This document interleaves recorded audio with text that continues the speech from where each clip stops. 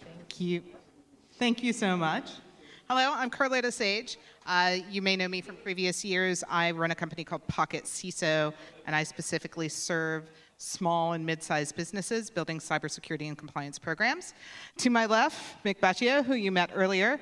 Mick, I'm going to let you give I'm going to let each of you give like a 2 or 3 minute introduction to yourself. Mick is a friend of mine who has, I'll give a little pre-intro to them, who has done some amazing work in the US federal government. Pam, of course, you all know. I don't know anyone who embodies Cayman cybersecurity better than Pam. And Adam, who is a former CISO of PayPal and has moved on to doing some other advisory work. So Mick, I'm going to let you kick off with your introduction, and then I'll start moving it down, and then I'll ask folks some questions. I feel like I just did this a couple hours ago.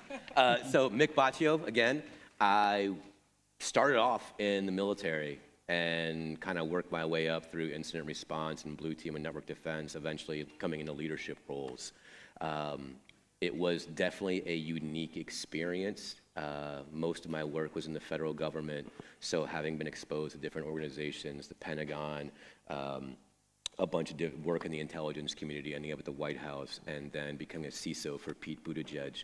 I felt really, really unique to have that position and have that experience. I think a lot of what we do in the field, when you get that CISO title, you want to try and take all the lessons you've learned throughout your career and apply that, and hopefully that's what I was able to do. And now I'm a global cybersecurity advisor for a company called Splunk.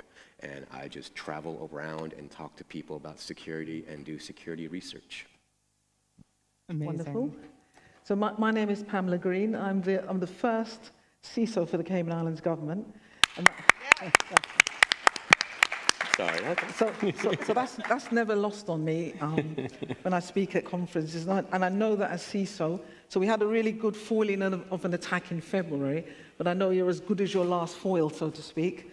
My background is 30 years plus in technology, telecommunications.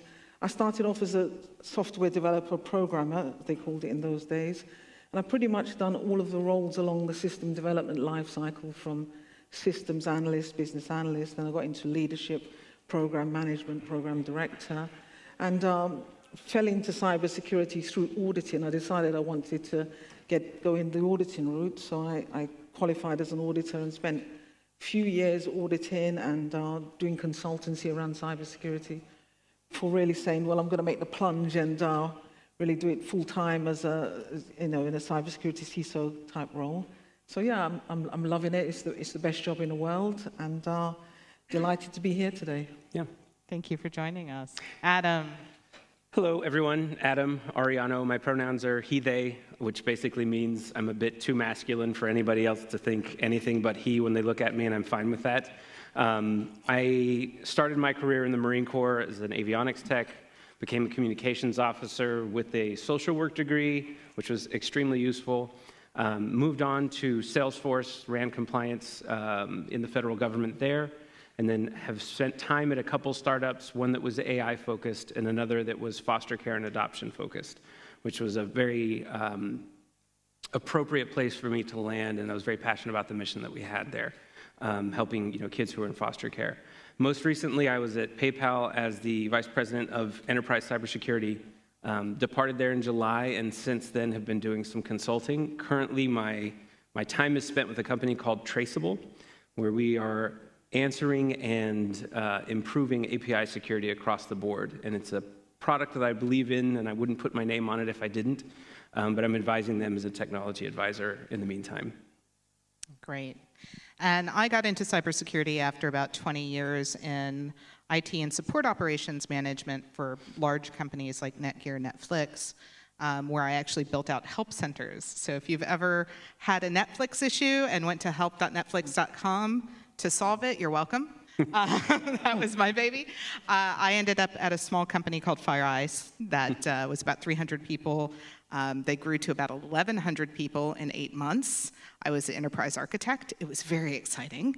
I did not get a lot of sleep. And then we went public, and then we purchased a little company called Mandiant, which eventually sold us off and got purchased by Google. So I kind of came into cybersecurity very differently because I was in IT ops, and I was actually the platform manager for the content management system in the communities, and the marketing guy they hired for the communities was neither technical nor terribly interested in security, so I ran the communities for 4 years. So, now that you have a little bit of background about folks up here, I'm gonna ask the first question. We're gonna have kind of a conversation. If there are pressing questions, let's try maybe to hold them to the end, unless they're really pertinent to what we're talking about. I'm gonna hold you off for last on this one. I feel like we've gone through the AI hype cycle. We're starting to see what it does and what it doesn't do. We're starting to see where we can reasonably apply it. So my question to you is, Mick, how are you seeing your customers using AI to enable, or in other ways, in their organizations?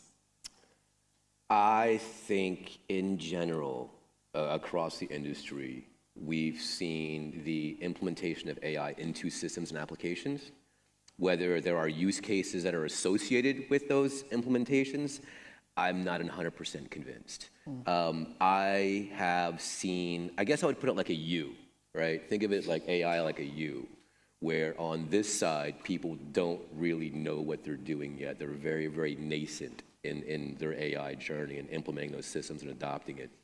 On the other end of that U, you have organizations who are so well-resourced and so well-heeled and so far ahead of the game, they're building their own LLMs instead of relying on third-party providers like your OpenAI or your DALL-Es, what have you. So I think most folks kind of fall in the bottom. I think that AI, the hype has definitely died down, and the practical use cases are being implemented. One federal agency I was doing some work with, their big plan for AI implementation was just customer service, right? Not much to do with security at all, but when you log on to a website to want to pay your taxes in the US, you have little customer service chatbots. And those have gotten so much better in the past couple of years. You hear one-off things like, oh, look, I tricked it into get me a cheap plane ticket. All right, cool, stunt hacking will never go away. But I think those practical implementations at a customer level are what's gonna have the most impact immediately, and I think those are the organizations I've seen be successful. Pam, how about you? How are you using it either to enable internally, or how are you trying to help educate externally, since you have a very dual-sided role in your protection? Yeah, so for the Cayman Islands government, our adoption of AI is pretty much organic, like most organizations. It's bottom-up. It's been driven by ministries, departments, and individuals who recognize a need for such tools with AI capabilities built into that. And that's going quite well. I mean, I'd like to say that we're going to take a strategic approach, a national strategic approach. I was reading before coming here today that Singapore is one of the leading countries and invests very many millions to take that approach to force through the adoption of AI through their public sector and also to upskill their people. I mean, that's surely where most governments need to lean towards. But the organic way is also good, and we're seeing that. And we've got a light touch governance over the way we handle that. So entities are not allowed to deploy an AI tool onto our government's network without it first being security assessed by the department that I'm part of, and that I lead on actually. And so we do that security assessment as part of the light touch.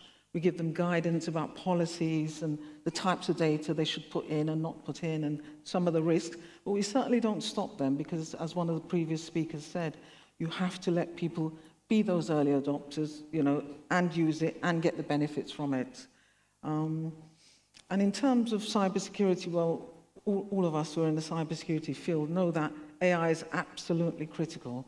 Long gone are the rule-based signature type systems. You actually need AI to mine through the data in the way that it does and that it's good at, to really give you high fidelity alerts and alarms that you can investigate so that you're ahead of the cyber attack, so you don't end up with an incident and you're actually dealing with it early stage MITRE attack framework and so forth. So for us it's critical. Now, if we didn't go as a cybersecurity department to AI in the first instance, I think my team would have needed to be 4 times the size it currently is.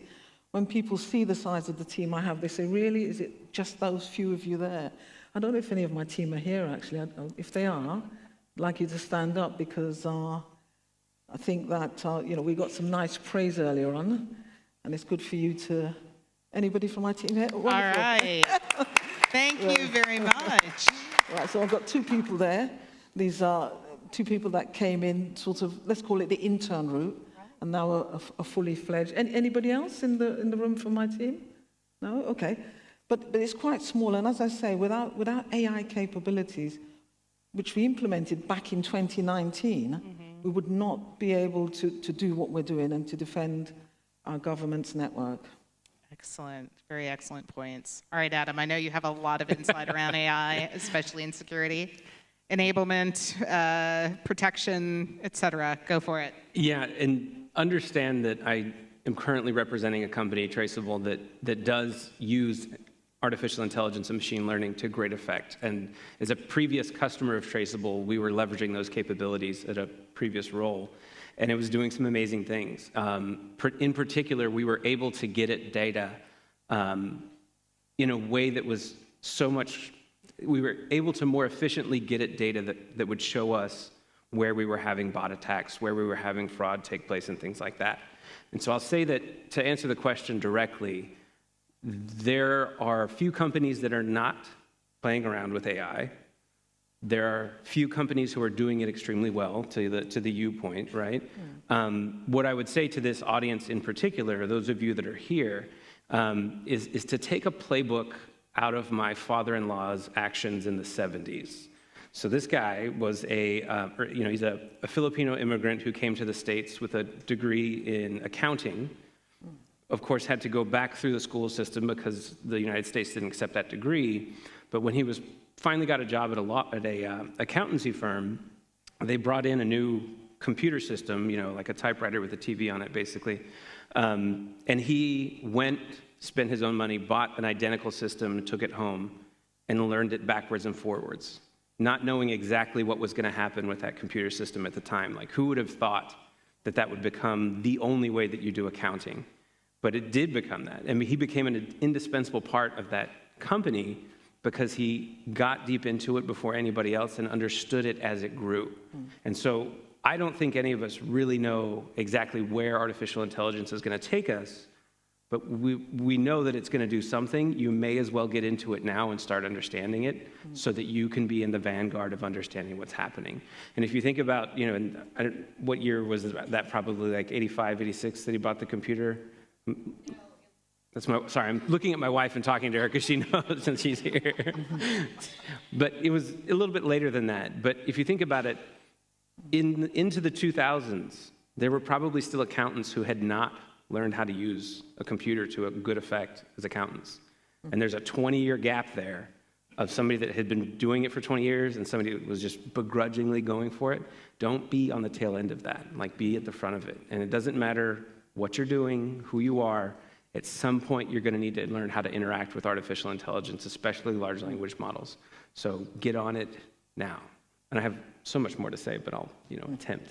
Yeah, I really agree with Adam's point on learning the tools that become available. Yeah. I think one of the biggest things that we've shifted as an industry is on-prem to cloud, right? And we all know someone that's like, oh, cloud's a phase. It's not going to stick around. And now people's environments are organizations who live off AWS. They function off AWS completely. So learning cloud architecture infrastructure became critically important as an analyst, as a responder.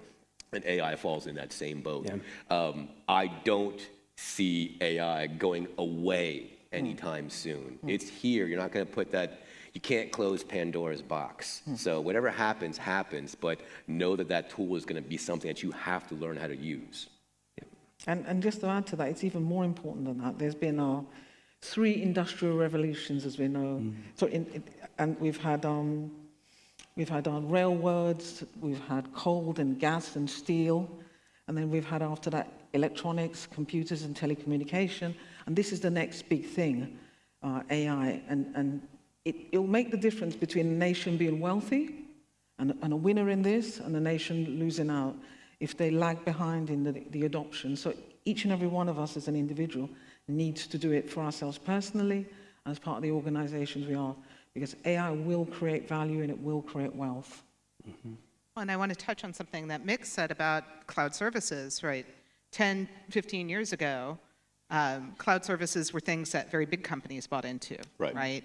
And now you can be a one-person company, you buy Google Workspace or Microsoft 365, you buy a domain, you get your business license, you are in the same space that big companies, much bigger companies than you, are playing. And 20, 30 years ago, that company would have been 500, 1,000 people before they could have gotten to that point. Right. So, I see AI very much the same way in that it levels the playing field. I think over time, we'll see more and more enablement for smaller companies. I think from a security standpoint, all of these pieces that the bigger companies are putting into AI will eventually trickle down and actually enable the smaller companies. That is my hope. We'll come back in 10 years and find out. Yeah. Any thought? Mick has a thought on that, I can tell already. I think it's the concept of fail faster. AI is the most tremendous force multiplier I have ever seen or used. Every security team that I have ever worked on, starting in the military, ending at the White House, the Pentagon, everywhere in between, I have never been on a team where we've had enough people. We've never been fully staffed. And if you're in an organization where your security team is fully staffed, I think you need to be honest with yourself, and we could probably use some more bodies. So AI is that force multiplier. It just exponentially increases the amount of workload that can be resolved. Now, the problem I see with organizations at level playing field, at equalizers, that your bad idea of a company will just fail faster now. And I do think that is kind of levels things. You have the opportunities that are there, but if you look, how many, what was it, .ai, the domain made like a couple $100 million last year. Like that was the big winner at RSA, was the .ai domain. So organizations do have that ability to become on that big stage, but a lot I don't think are quite ready yet. So you're saying that my idea for a jump to conclusions using AI is probably going to fail faster? Okay, well, now I know. I don't think it's a bad thing that we fail faster, personally. No, I think it's a good thing, but I think we'll see a lot of that. Yeah, I think we will. I think we're already seeing a lot of that. I'm already seeing a lot of even security startups that were in the AI space. They're already getting acquired, or they're realizing they're going to have to shut down because they can't deliver on what they promised. Earlier today, Adam Pennington was going through the MITRE ATT&CK framework and kind of explaining how you can mature into that. And one of the important things that he touched on was the fact that getting to red team and having your own red team is kind of a tall order, but that doesn't mean you can't start elsewhere, further up in the attack chain and defending your company. And I think that's another wonderful use case for being able to just do the things that are possible now, regardless of the size of your team or your company. Get done the small things first, and then you can move up and get more and more mature over time. But not being able to have a red team that uses AI to defend is not a reason to not use as much as you can in advance. That's a great point. Okay, I feel like we've had some really good conversations around AI. I'm going to move on to the next topic. All right. Diversity and inclusion. We saw the big ramp up of DEI. We've seen in the U.S. at least a huge defunding of DEI in the last year. When I think of diversity, and I want to set the context here very specifically, one of my mentors, Linton Wells, former CIO of the DoD, former Undersecretary of State at the U.S. In the U.S. I asked him once, he is a hardcore military DoD guy, but he also volunteers at a HackerCon in Vegas every year called DEF CON, pretty much since year 2 or 3 for the last 30 years. And I asked him, Linton, why does a Navy DoD guy go to DEF CON? What do you get out of that? And why have you done it for the last 30 years? And Linton, very seriously, because he is an amazing human being, looks at me and he says, Carlota, I understood 30 years ago that I need diversity of thought to protect my country. And I cannot wait for that diversity to come to me. I have to go out and seek it. And I will always go out to seek it. So I think it's important that we remember that what diversity we're really talking about is diversity of thought, and all other indicators, gender, sexuality, economic status, all of those simply are quick, easy indicators for us to see diversity of thought. Now, with that framing, Pam, I know you have done a tremendous amount of work in this area for K-Man, and I would really love for you to describe some of that to us. Yeah, I mean, from a cybersecurity perspective, I mean, who are we trying to defend against? We're trying to defend against cyber adversaries, hackers. We know they are from different countries. We know they come from different cultures. We know they're different ages, and so on and so forth. They're diverse. That's who we're up against. That's who we have to pit our wits against. We may have to make sure that our teams that are tasked with defending our nation are also diverse in terms of the age, the background. I mean, experience is an interesting one.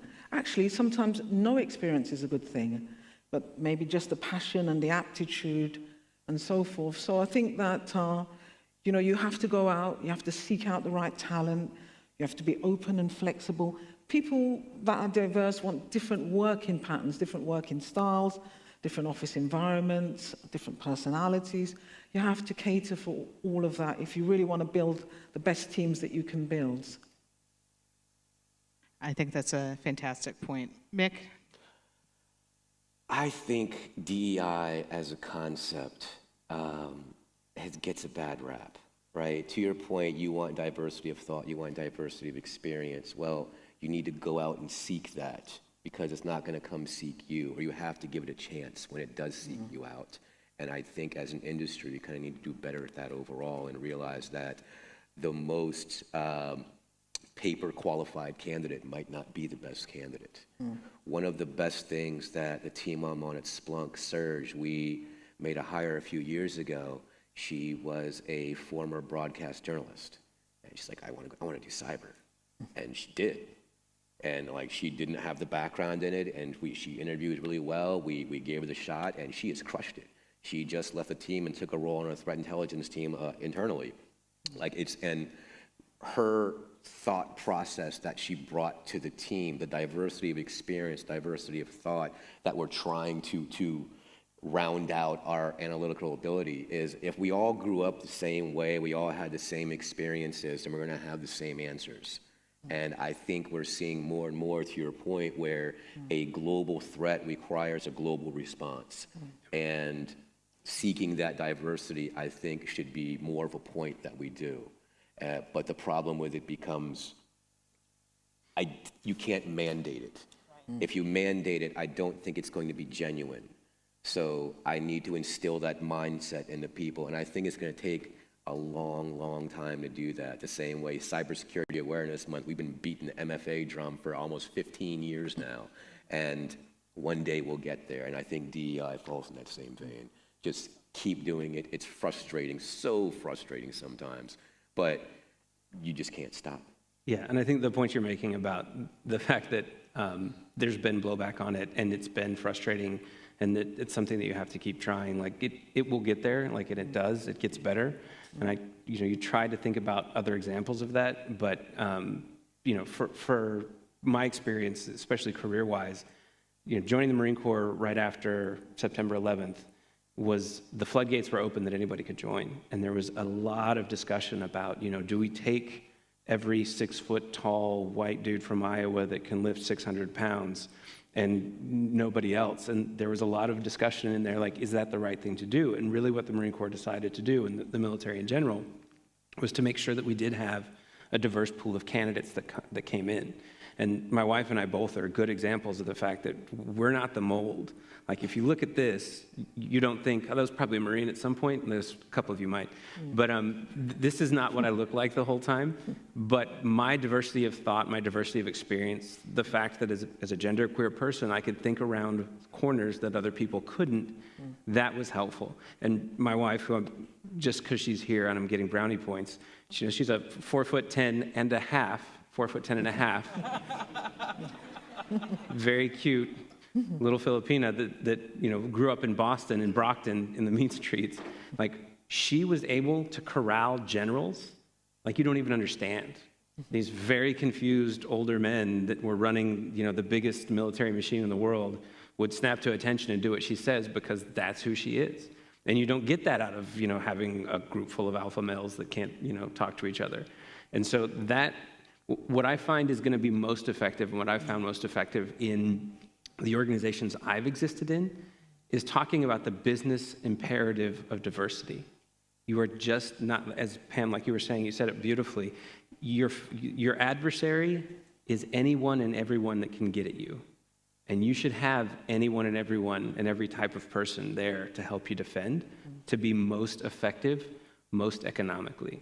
So I personally, my problem that we have in security in particular is that we don't have enough people at the top who are diverse. And that is, yes, it's a promotion problem, it's a funnel problem, because we're not letting enough people in the door through diverse means to get into the industry. So I spend most of my time at community colleges. Don't spend a lot of time at universities. Like, university people are great, they'll take care of themselves, they'll be fine. Community colleges are where you're going to find people that know how to move left and right and get over obstacles and work at Starbucks for 4 years while they go to college so they can just make it out of where their parents couldn't. And that's who we need. That's the kind of person that's going to be super effective. And that's incredibly insightful. I want to pick up on something that we've been saying and maybe said earlier today and have folks here address it. We do talk a little bit sideways. There's always a nod to culture and ethics, right? And Jules had some really fantastic insights about culture. Culture is really hard to define. I define it as, if you were in the room earlier, I define it as what we know plus what we share and how we share it, and then how we hold each other accountable when we break the social contract. That's my definition. Do any of you have, I'll pick on you, Adam. Do you have a definition of culture, or is there a framework that you look to when you're trying to build culture? The Toyota production management system. If anybody's listened to me over the last 6 months, I've been reading and rereading this book about, it's called The Machine That Changed the World. It's about the way that Toyota became the powerhouse in the automotive industry, and I won't shut up about it for some reason. But everybody mistakes what they were doing as very efficient manufacturing. And everybody that's tried to replicate it has gone to the technical details of what they were up to as the way they're going to copy Toyota. And there are so many companies, entire frameworks, like Lean Six Sigma. Like, I'm sorry if I'm offending anybody that loves Lean Six Sigma, but it completely misses the point. The Toyota production management system is a culture of respect for worker and customer and providing value to that customer. And if that piece isn't in place, nothing else you do can be successful. There's no way in the world with the most skilled machinists, technicians, et cetera, that in 1985, Ford could consistently put a car out that was always going to run and always be good, because their culture was wrong. The culture was to serve the factory, serve the line. And conversely, in 1985, you couldn't buy a Toyota Corolla that was a lemon, because the culture was such that they every single time set the conditions for success, and that culture is what made it better. And so I harp on this all the time because it's hard to think about culture in cybersecurity or in security being central.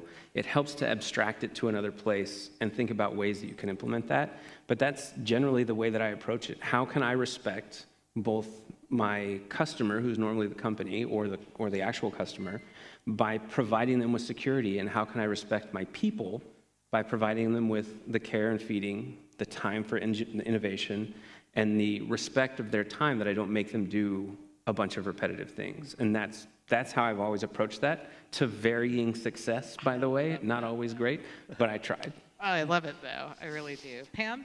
Well, for me, we could all read different textbooks and come up with all different definitions, but for me, culture is something tangible. You should feel the culture of a country, an organization, a family. So it's to do with values. If you have a common and a shared set of values, that breeds the culture. If there's an organization with 4,000 people and the MD, the CEO, walks around and speaks to the man at the top and the man at the bottom, they should be saying the same thing. Every car that comes off the production line is going to be 100% correct.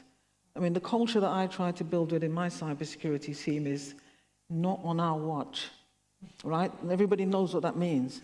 It's not going to happen. No one's going to take us down. We ain't going to let anybody hack into our systems. And we build everything after that. That means that we are fastidious about looking into alerts. We're not waiting for an incident. We're looking at it when it's a cybersecurity event, right? And we're making sure that we're poring over it. We're making sure that it's not an early stage attack, MITRE framework again. We're stopping it in its tracks. We're not waiting for it to become an incident. We know it's not acceptable. And that came from the top.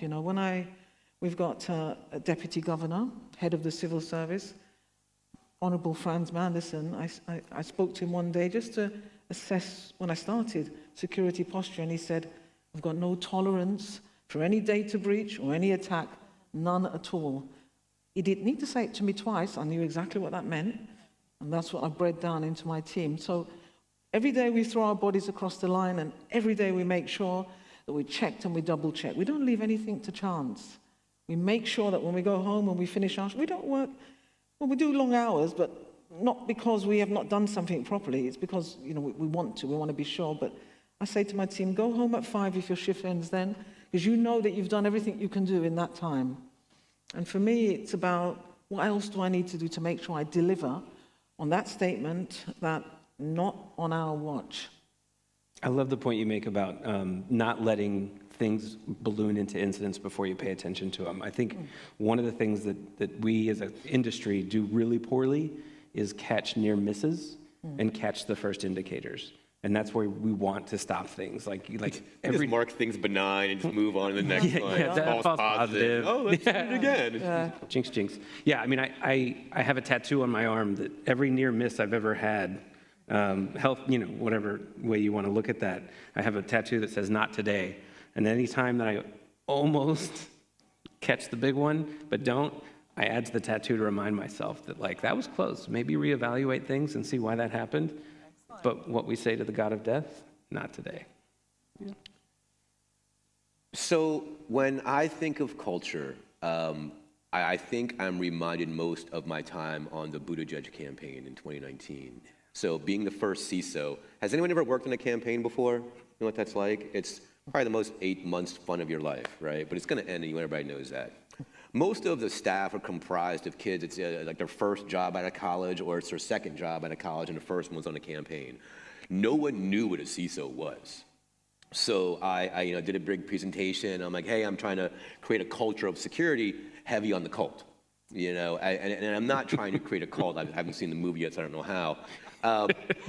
But the idea of you are trying to make people care about security. You're trying to make your organization care about security, and you have to find a way to make that message resonate. Like, if I'm at work and a system gets compromised, the average bear does not care if corporate daddy loses some money that day. I'm still going to get paid. But to implement that security mindset into a person, to convince them maybe to start using a password manager at home, to start using MFA on their personal accounts. It's that mindset that you're building in people, the importance of security, and that carries through an organization. DOD, we kind of grew up in the DOD, and the DOD, Department of Defense, has a very DOD culture. I can't describe it exactly, but if you've ever been in the military, you know exactly what I'm talking about. And that didn't happen overnight. That happens over time. But I think reinforcing your job as a security professional is to make security resonate with people in a way they understand and a way they care about. You can't just, hey, look, you should do this because phishing emails and don't click. I think phishing tests are the dumbest thing an organization can do. Or bad phishing tests, I'll say that, all right? If your organization does a phishing test and you don't include a landing page for people to enter credentials, then you're just doing gotcha tests. Like somebody clicked on something. So what? That's the internet. It's exactly what we do. We click on things. We made a box to click on stuff. That's the only thing the internet's for. So you can't ding people for that. But entering credentials in, that's a no-no, right? And I think we have to change that mindset and create that culture. So for me, it's making people care about security in a way that resonates for them personally, because that does carry their organization. That's a really good point. As a fractional or part-time vCISO, virtual CISO, I'm working with small companies. They only get a portion of my time. So I'm often serving as CISO for multiple small companies at once. And if their marketing person calls me and says, hey, Carlota, we want to implement this product. Could you take a look at it and let me know if you're okay with it before I bring it to IT? I know I have won my client over, right? Because their marketing team is asking me to look at something before they even take it to the IT team. And I love that. I love getting to that point with a client. Okay, so we've talked about the cultures inside of a company. Let's talk about the culture in our industry, because, has a brownish woman in tech in the US, I've had some struggles. What? I know, shocking, right? Is the New York Times here? They should write that down. And I think one of the first things, one of my first interactions with you, Mick, was so refreshing, because I had started out as a part-time CISO for an 80-person nonprofit. I'd put the NIST maturity model in front of them, and their eyes glazed over, right? So I created what I called the security health model. Doesn't replace any security models that we use, but it maps those concepts into business speak, right? It's a Rosetta Stone. And I showed it to Mick, and he gave me such great feedback on it. And as it evolved, he eventually said, hey, can I share this with people? And I'd never had that experience with someone of his level until that time. So, and you've referred to this earlier in your talk, we do a terrible job at mentoring people. So what are the pieces in our industry, the culture of our industry, that you would like to see evolve over the next few years? And I'm going to start with you, Mick. I would like people to stop being shitbags. That would make me so happy. I think a lot of people kind of overlook that cybersecurity in general, the whole cyber scene, was born out of a criminal element, right? Hacking was never legal. Let's be super clear on that. And we just turned it into a whole industry. Problem is, a lot of people that grew up in that other criminal industry got real big person jobs and adult jobs, and they're still there, and that ethos and that mindset is still there too. You had people that weren't the cool kids who are now the cool kids, are in charge of things, and if there's one thing that people like, it's power. And if there's something people like more than power, it's abusing that power. So I would like to see, if you see dumb shit, if you see people doing dumb shit, call it out. Don't hesitate to do that. That's the only way this industry changes. That's the only way people change, is if you hold them accountable for the things that they do, the things that they say. And I think that's the biggest change the industry needs, is if you want this diversity of thought, if you want this diversity of experience, if you want people that look different than you in this field, then stop being a dick to them and let them work in this field. We do a bad job at mentoring because I only mentor the people that I want to. I don't hold wide classes, I don't hold wide webinars for anyone that wants to attend, right? And that's just a general mindset. So get involved. I do a lot of work with Blue Team Village DEF CON. I've been a mentor there for years now. And one of the first cats that I mentored, he started at Boston University earlier last year. So it's amazing to see something like that happen, him being able to come from India and start school here. That wouldn't happen if we don't encourage it. So I guess I encourage all of you just to hold people accountable and hold doors open for other people. It's amazing. Thank you. Pam, Pamela. Yeah, I think, to see this event, I was here last year, and it didn't have the same energy or the same vibe or the same turnout. To see so many people turn out is just fantastic. I think wherever you are, whether you work in cybersecurity or not, or you aspire to work on it, pursue that dream. You can all have a career in cybersecurity, or it can be an adjunct to whatever your main profession is. So, educate yourself, reach out to people, reach out to me. I will help you, I will guide you. Try to find opportunities for yourself. And really, the more people that we have in this jurisdiction that understand the field, it's the better, because we're highly digitized. leading financial services jurisdiction, and there's a lot to protect. More is coming down the road with AI and other technologies. So I would encourage you all, the door's open for all of you. There's enough jobs for everybody. If not here, then on another island, but for here for certain. How about you, Adam? What would you like to see change? So much. What worked for me is that I had the smell of the Marine Corps on me still when I was trying to start. And because that group of disgruntled, weird people that eats crayons, we like each other, we would mentor each other and give each other time that we didn't necessarily deserve. There's I can't remember his title right now, but his name is Sam Allen. He's been at Salesforce forever. Had no business ever talking to me on the phone 10 minutes after I got out of the Marine Corps. None. He's a busy person with important things to do. I had some really dumb questions to ask, and he was patient enough to answer them. That's what we should be spending our time doing. It's cool that you mentor somebody that is headed towards your spot.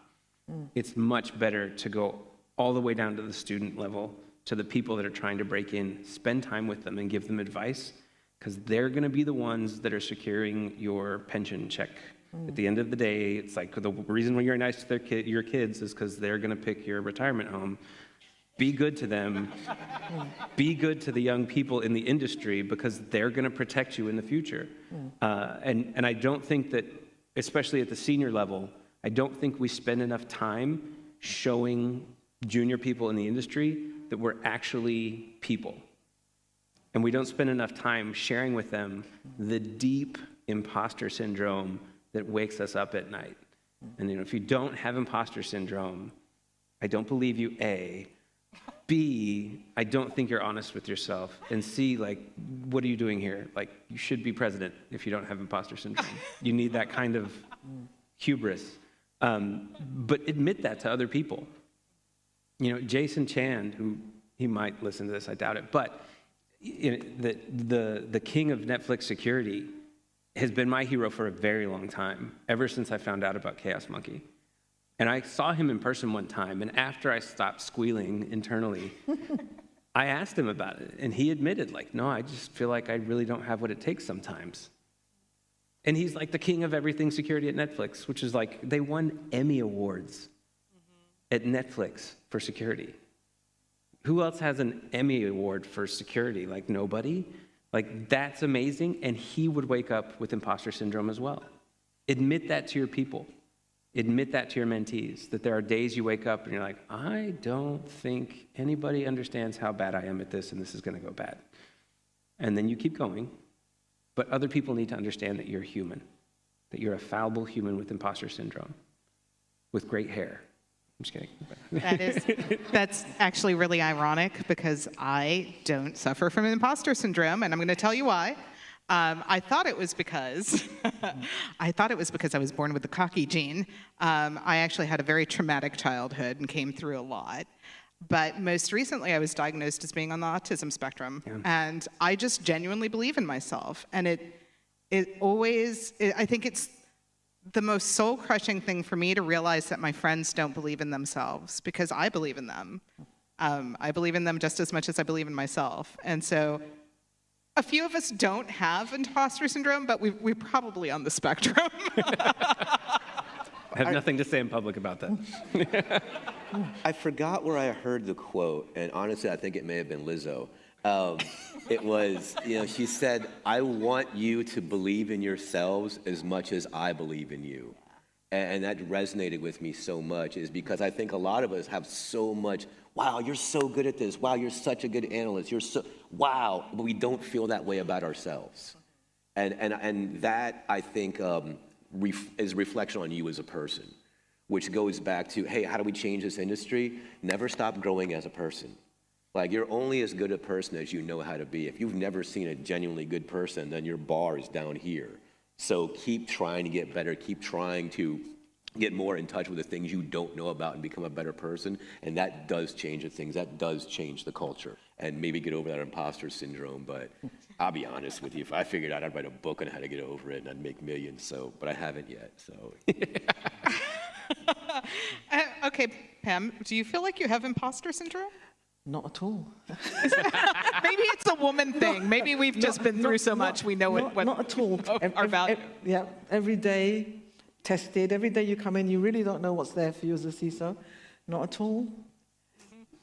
I mean, that's not to say I don't have a little bit of self-doubt every now and then. A little bit of self-doubt is healthy. It makes us question what we're doing, and it does force us to grow sometimes, right? Self-doubt is healthy. When you are constantly doubting yourself, that's when it becomes impossible. Oh, that's when it's a problem. That's right? when it's unhealthy. That's when it's a massive problem. I think when you're a CISO and you have to make decisions in that moment, you're pulling together all your experience and you're sort of homing in on it, right? And you're asking God, let this be the right decision, right? But you just have to make it and you have to drive it through. Right. And people will sort of challenge it because they don't see your vision, or maybe you're not communicated it right. But I don't think there's any need. I think any day you wake up in a job as a CISO and you're not sure, it's time to take the exit. Yeah, that's fair. I think that's fair. Can I just say, Sure, I've served under a lot of interesting battlefield commanders, and Pam is a great example of the kind that you want to get behind. Any chance you get. Doesn't matter what you want to do, get behind somebody like Pam, because you follow somebody like that, and it's not just for entertainment value, like you follow other people just to see what's going to happen. It's because you know that things are going to go well because you have somebody steady like this in the lead. So I applaud you. And following me means come into the trenches. Come into the trenches, right? Fair enough. We're going to go deep. But we're going to come out the other side. Excellent. Yes, that's exactly what you want in a leader, right? You want your leader to say, we're in this together and we're going to get through it. I think that's perfect for leadership. I think leadership in cybersecurity is unique on its own, right? Where leaders in cyber are not like leaders in other fields or verticals. And I do think that, to your point, it's a generational thing. I think, there are great leaders in cyber, but there's not enough great leaders in cyber. And that generational change, those junior analysts that you're talking about now that are going to get automated away by AI, apparently, it's the field years from now that I'm encouraged for, that I'm hopeful for, and I think it's those incremental changes that we make today. Second best time to plant a tree is today, right? So it's that years from now is what we're preparing for. That's fantastic. All right, I'm going to shift gears again because we've got about time for one more question across the four of us. I was once asked what the difference between a CISO and a virtual CISO is, and I said I sleep better at night than a CISO because I am. The great thing about being a consultant is that you are outside the organization, and there is an understanding that you do not own anything. I advise. I tell you what the risk is, I make a recommendation, but at the end of the day, it is your decision, and you own the consequences, business owner or business unit owner. So, for me, it's kind of a joke, but it's also kind of real. I never pursued a full-time CISO role from my part-time CISO role with the nonprofit. I went straight into virtual CISO in cybersecurity consulting. So I'm going to ask our CISOs and former CISOs here, when you were a CISO, Mick, actually I'm going to start with Pam. Pam, you're the current CISO. What keeps you awake at night? Nothing. Good. Nothing. White noise machine or iMac. I'm a quick sleeper, and I'll sleep for the full 8 hours. As I put my head down, I'll be asleep. Why? Because I know what I've got in place. I know the team I have behind me, and I can sleep at night. Because in the morning, I've got another 12-hour shift to do, and it's going to be a good ride. And I'm going to do all the things to make sure not on this watch.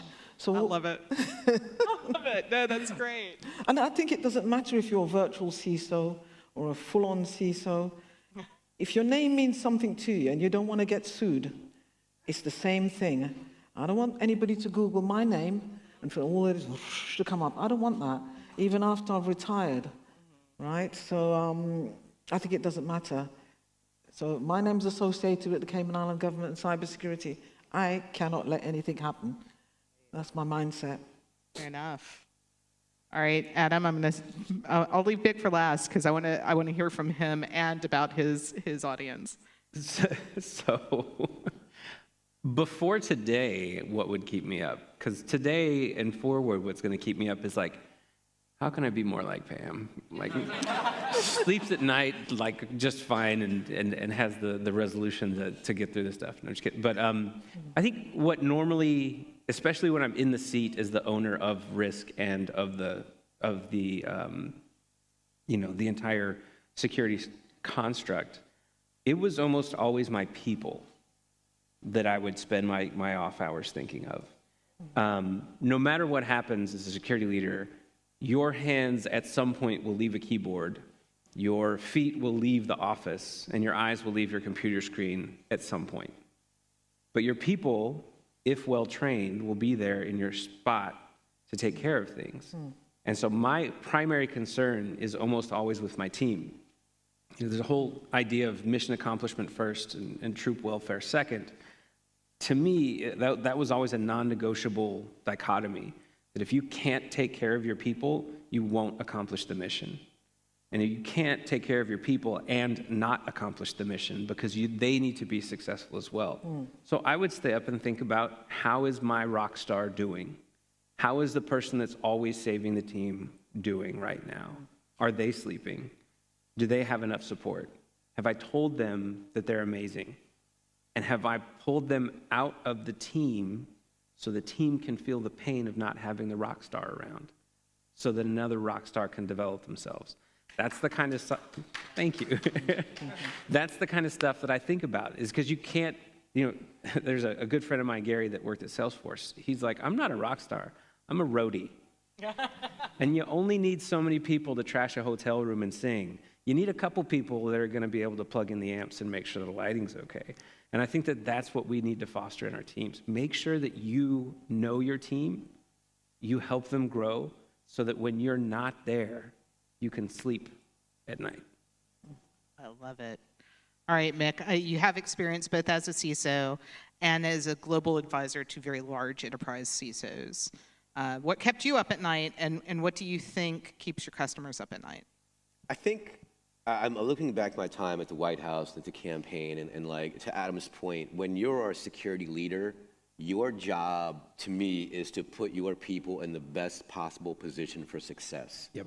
What can I do? Like, how can I throw my weight around, throw my authority around to give you the tools, the resources, the training, whatever it is going to make you better at your job, because you being better at your job makes me look good. So it's really selfish when you think about it. Like, I want to look good, and the way for me to look good is for you to be awesome. So as long as I get credit at the end of it, I'm fine with it. No. There's that humility that you were telling me about. Yeah. So I think it's, putting those people in a position for success. I think, during my time in the Buttigieg campaign, I had just left the White House. I was there for the 2016 election, so I know why I got the job. There was maybe 3 people that were around for it, and I was one of them. And for me, the biggest fear was like, you were the first person to do this. You better not screw up. Like, it's all pressure that I put on myself, but like, hey man, if you make the paper as the first guy that did this, do you know how bad that's gonna look for everybody else? It goes back to, if you Google me, I don't want that to happen. So it was always, don't make the paper. Create that security culture. Keep sending out reminders. Be that annoying person. Just, hey guys, we've talked about it a million times, but just one more, make sure you do X, Y, Z. So I think for me it was, bad press, bad media, especially on a political campaign, is just something you don't want. The idea that any press is good press, that is not true. You can have some bad press, and we've seen it recently. So, and now I think a lot of the folks I talk to, a lot of the organizations I talk to across the globe, the concept of resilience, and it's such a buzzword, and I didn't really think I understood what it meant until honestly pretty recently, because my background in the government, like, we don't shut down. It's not an option. Like, the government stays running unless budget, but that's a whole other thing. But, so the idea of like, your organization, your business is critical. It cannot shut down.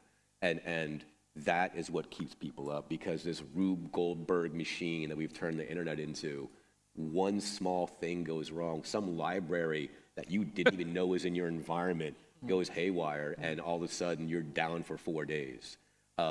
So it's just the interconnectedness of the world now, and I do think it's not worse, but getting more interconnected, more systems, more API calls, more services, more threads, more strings, everything beyond that. We're making everything so complex, but if the smallest thing goes wrong, the results can be catastrophic. And I think that is what keeps people awake at night, is just what risk have I not accounted for? I think we definitely saw that with CrowdStrike a couple of months ago, right? What happened? CrowdStrike. I'm just kidding. Right? Did you miss that one? What happened? I missed that. No, that little thing. So, it was very funny to me because, all of my friends were texting me, "Are you okay? Like, are you drowning?" I'm like, my clients can't afford CrowdStrike. I'm fine, right? CrowdStrike got me the next day when I tried to fly Delta. So, right? So, but I do want to come back to this concept of resilience and not necessarily understanding what it means, because I think a lot of people think of resilience as our ability to kind of stand back up or bounce back. And resilience is really our ability to surpass where we were. Right? To not only get knocked down, but to come back and come back better. Right. Is there a different definition for resilience across the leaders here? I mean, I consider, for me, resilience, I think, and Jules gave a great talk about this earlier, and I really appreciate some of the points that she brought up. For me, resilience is necessarily what happens when you get punched in the face. And I think too many times we think like, well, I'm going to do it, I'm just going to make this happen so I don't get punched in the face. Solid plan. Mike Tyson's still alive. You might want to plan for something, right? Like, what are you going to do when you get punched in the face is what resilience is about. It's not necessarily that you lose, but you're going to get hit. And if you don't have a good plan in place, a good team that's well trained, and, the capability to recover from that hit, then why are you here? And too many times we try to protect our, shiny white suit and keep it pristine. And we never learn how to wash the thing just in case the ketchup comes. Like, we need to do that as well. Disaster recovery planning, practicing, never letting a good, incident go to waste or near miss. Those are the things that I think resilience brings to mind for me. And I completely respect that, like, the government can't shut down. It does, right? Budgetary. But there's other ways that it's happened, but the real point is, like, what do we do after that? And if you don't have a plan for it, you're not going to know. Or if you have an unrehearsed plan for it, you're going to have a bad day. Yeah, real bad day. My nose is crooked for some reason because of that. How about you, Pam? Because we're talking about the U.S., which government's very large. Your government is much more intimate in terms of how involved how involved day to day you are with your constituents. So what's your definition? So I'm still at old school, okay? So for me, resilience is architecting resilience. You're having different nodes, the ability to have active, to fail over. That's what resilience is. Yeah. And that doesn't matter whether it's a cyber attack or natural disaster, weather system, or whatever it might be. That's what resilience is. And business continuity is the ability to practice that resilience. And disaster recovery is, again, but resilience in the cyber context is, for me, try to make it not happen in the first place, right? And then there's the recovery. If it does happen, recover quick. These are my definitions. So architecting the resilience in your software layers and whatever layers you have, geographically or whatever it is that you're doing, put it there in the first place. That's what resilience is. That's fantastic. We have just a few minutes left, so what I would like to do is there a subject in cyber or in general that's near and dear to your heart that you want to spend 1 minute telling us about? I'll start on the end, Adam, and work our way in here. Yeah, the thing that I have been studying all summer since I left my previous role is identity. I don't think, with a couple exceptions, I don't think that we're paying attention to identity like we should be. Right now, identity is, can you solve a hard math problem with a FIDO key or with a UB key? That's great. Is that going to be extensible and scalable for all time? And I hate to break it to all of the technical people in the room, but that is a philosophical question first. Understand the philosophy of identity. Understand what it means that you perceive my identity differently right now than you did 30 minutes ago, than you did 45 minutes ago, than you did when you just saw me wandering around. And understand that that's the level of identity variability that we have to deal with, especially with artificial intelligence and Gen AI agents. Thank you. So two things are, I think, zero trust. Architectures is important, but I'm not going to go too much into that. And if Miss Georgia's in the room, I have to say this to you, Miss Georgia, collaboration and information sharing. Yes. Yay! So, Good. Okay. All right. Mick? I think if you personally have not seen the 1986 classic by John Carpenter, Big Trouble in Little China, it is one of the best movies. It actually is the best movie, and I think you should spend some time watching it. It stars a young Kurt Russell, and for a non-horror movie, I think it's one of John Carpenter's finest. Okay, thank you very much. And for my own thing, I just want to remind everyone here, well, thank you for coming and listening to us. That's amazing. Really appreciate it. But also, a lot of us in this room are technologists, and we tend to lead with technology. And in cyber, it's a much bigger problem. We're always hearing, align people, processes, and technology. And I want you to start leading with the people piece of that. Because we are people, we are serving people, we are helping people, we are hurting people with everything that we do in cyber, right? Mm-hmm. So I just, next time that your impulse is to throw a technology, some technology is going to solve that problem, I want you to put a pause on it, and I want you to think about the people first, and then how they will use that technology, or how that technology will impact them. So. Ooh, wait, I forgot. Sure. Your mental health is super important. We work in a super stressful industry. We have for such a long time. For some reason, we don't take a lot of time off because the job demands that, or we think it does. Take care of your mental health. Like, if you're not seeing a therapist, you probably should. Yes, everybody, 100%. Everyone needs a therapist. Even if your therapist is your dog, but really get a real therapist. Yes. Yeah, take care of your health. Your mental health is super important, and if you're not taking care of it, you're not going to be good at this job, and you're not going to last in this job. You're going to burn out. I've seen it happen. It's happened to me. So take care of your mental health. Hashtag therapy. Yeah. Yeah, and I think, if you saw Alex's talk this morning, if the criminals are telling people to take a day off and take care of themselves, we better be saying it to ourselves as well, because we only have this one life around the sun. Well, reincarnation, but we only have this one current thing that we're in. My AI version will live forever. Fair enough.